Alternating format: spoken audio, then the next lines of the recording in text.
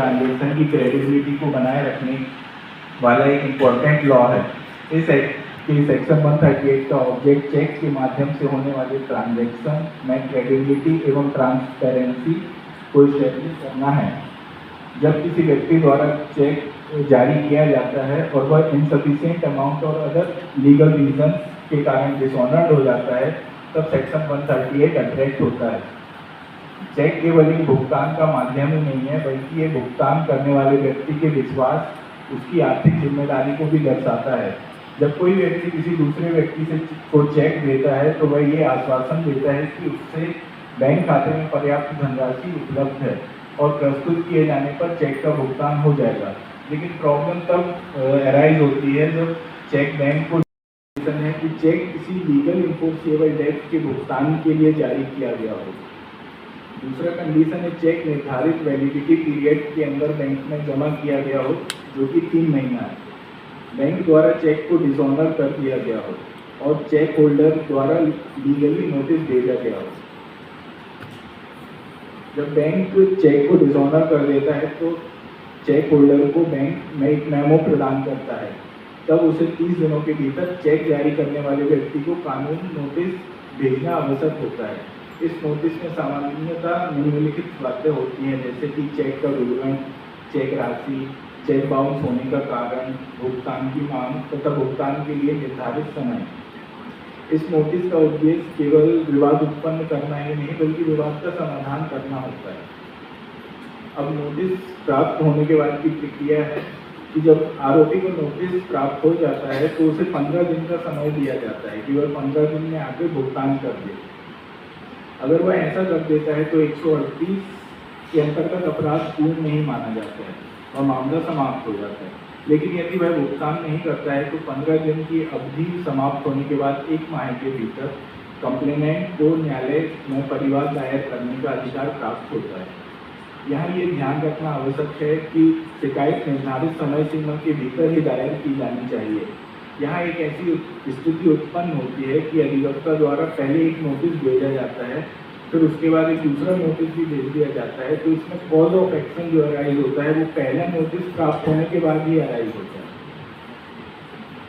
अब मैं कोर्ट में डे टू डे जो समस्या आती है उसके संबंध में कुछ क्वेश्चंस तैयार किए गए हैं जिस प्रकार। पहला क्वेश्चन है कि सेक्शन 138 नेगोशिएबल इंस्ट्रूमेंट के तहत यदि अपराध पर सुनवाई का अधिकार किस कोर्ट को होगा? इसका उत्तर है कि शिकायत उस न्यायालय में दर्ज की जाएगी जिसमें क्षेत्र अधिकार पेय की बैंक शाखा स्थित हो। जहाँ पर पेय की बैंक शाखा स्थित हो वहाँ पर चेक वसूली हेतु शिकायत दायर की जाएगी।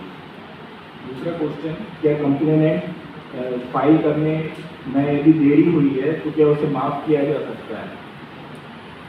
हालांकि शिकायत निर्धारित अवधि के बाद दायर की गई है तो धारा 142 अट्रैक्ट होती है, जिसके परंतु प्रोविजो में ये बताया गया है कि यदि परिवादी पर्याप्त कारण दर्शित कर देता है तो विलंब को क्षमा किया जा सकता है और न्यायालय न्यायहित में लेन देन की प्रकृति तथा विलंब के कारणों पर विचार कर सकता है। इसके लिए धारा 5 लिमिटेशन एक्ट का एक एप्लीकेशन भी देना होता है और एक्यूज को नोटिस जारी करना होता है। ऑनरेबल एपेक्स कोर्ट ने एक साइटेशन में एक केस लॉ में ये कहा है कि issuing notice to the accused on the application for continuation of delay before taking cognizance is the correct and legally proper procedure.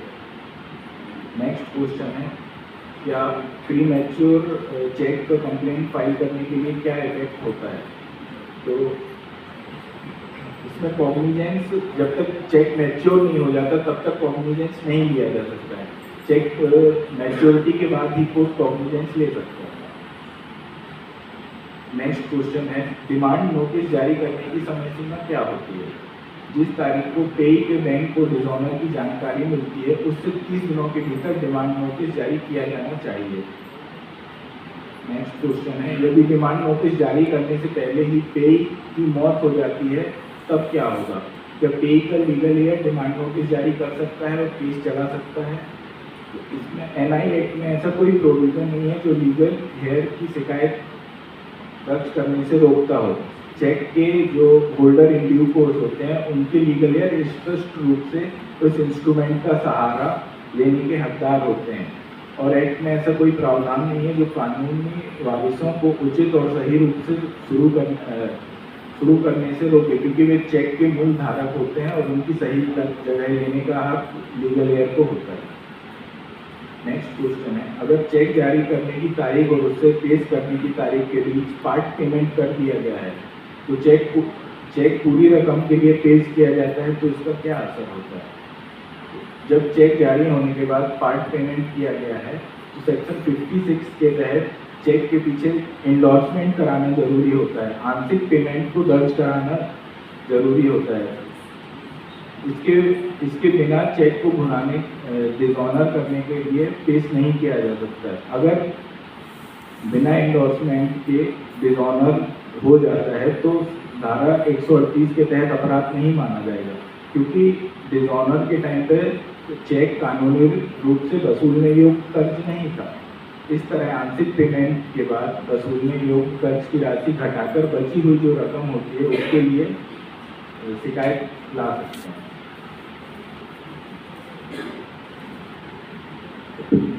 वर्तमान समय में धारा 138 के प्रकरण न्यायालय में लंबित हैं और इसका एक बहुत बड़ा हिस्सा है। ऐसे मामले में मुख्य विवाद सामान्यतः धनराशि की वसूली से संबंधित होता है, न कि किसी गंभीर अपराध से। यही कारण है कि इन मामलों में स्पीडी और एमिकेबल सेटलमेंट के लिए लोक अदालत एक हाईली इफेक्टिव प्लेटफॉर्म के रूप में उभरा है। लोक अदालत द्वारा फास्ट अवार्ड सिविल कोर्ट की डिग्री के समान इफेक्ट रखता है एवं पार्टीज पर अंतिम रूप से बाइंडिंग होता है। इसके लिए कोई अपील और रिवीजन नहीं किया जा सकता। धारा 138 के मामले में लोक अदालत का इम्पोर्टेंस इसलिए और बढ़ जाता है क्योंकि इसमें न केवल पार्टीज का समय और धन बचता है, बल्कि आपसी संबंध भी सुरक्षित होते हैं। राष्ट्रीय लोक अदालत के प्रतिवर्ष हजारों चेक बाउंस की केसेस को सक्सेसफुली डिस्पोजल किया जा रहा है, जिससे न्यायालय पर लंबित मामलों का बोझ भी कम हो रहा है। अतः धारा 138 केवल पनिशमेंट प्रोविजन नहीं है, बल्कि फाइनेंशियल डिसिप्लिन को एस्टेब्लिश करने का एक मीडियम है और लोक अदालत इस ऑब्जेक्ट को पूरा करने के लिए एक ब्रिज की तरह काम कर रहा है, जो डिस्प्यूट्स को ट्रायल के बजाय कंप्रोमाइज के जरिए समाप्त करने का अवसर प्रदान करता है। एनआई एक्ट की धारा 138 लोगों को जेल भेजने के लिए नहीं है, बल्कि चेक जैसे पेमेंट इंस्ट्रूमेंट पर लोगों का भरोसा बनाए रखने के लिए और पेमेंट को इंश्योर करने के लिए बनाई गई। आज के समय में भारतवर्ष में लगभग 50 लाख से अधिक मामले 138 के मामले पेंडिंग हैं, जो इस बात का प्रमाण है कि डिस्प्यूट रिजोल्यूशन के स्मार्ट और इफेक्टिव रिजोल्यूशन मैकेनिज्म की जरूरत है, जिसमें स्पेशल लोक अदालत एक ऐसा मंच प्रदान करती है जो इफेक्टिव है, स्पीडी है, कॉस्ट फ्री है, फाइनल है और फेयर डिस्प्यूट रिजोल्यूशन प्रोवाइड करता है। अब मैं काउंसिल्स के लिए कुछ गाइडेंस बताना चाहता हूँ जो लोक अदालत को इनकरेज करता है। As an officer of the court, advocates का रोल सिर्फ लिटिगेशन करना ही नहीं, बल्कि पक्षकारों को उचित कानूनी सलाह देना है और उन्हें संभव हो तो समझौता के माध्यम से डिस्प्यूट रिजोल्यूशन करने के लिए मार्गदर्शन देना है। सेक्शन 138 के मैटर्स में जहां डिस्प्यूट असल में फाइनेंशियल होता है और पार्टीज के बीच अवसर कॉमर्शियल रिलेशनशिप देखा जाता है, वहां अर्ली सेटलमेंट सभी के लिए फायदेमंद होता है। लोक अदालत के माध्यम से एडवोकेट न केवल क्लाइंट्स का समय और धन बचाते हैं, बल्कि न्याय प्रणाली को अधिक प्रभावी और सुलभ बनाने में भी इम्पोर्टेंट कंट्रीब्यूशन देते हैं। एडवोकेट्स अपने क्लाइंट्स को इस तरह गाइड कर सकते हैं। पहला, जैसे कि लिटिगेंट को उनके असली कॉस्ट समझाना, क्लाइंट्स को बताएं कि जब सेक्शन 138 का मामला होता है तो जजमेंट तक आने के लिए कितना लंबा समय बीत सकता है। एडवोकेट फीस, विटनेसेस, अपील्स और रिवीजन का खर्चा कई बार चेक अमाउंट से भी ज़्यादा हो जाता है। इसके मुकाबले लोक अदालत कुछ ही हफ्तों में मैटर्स को निपटारा कर सकता है। सेकेंड, कोर्ट फीस रिफंड के बेनिफिट बताएं।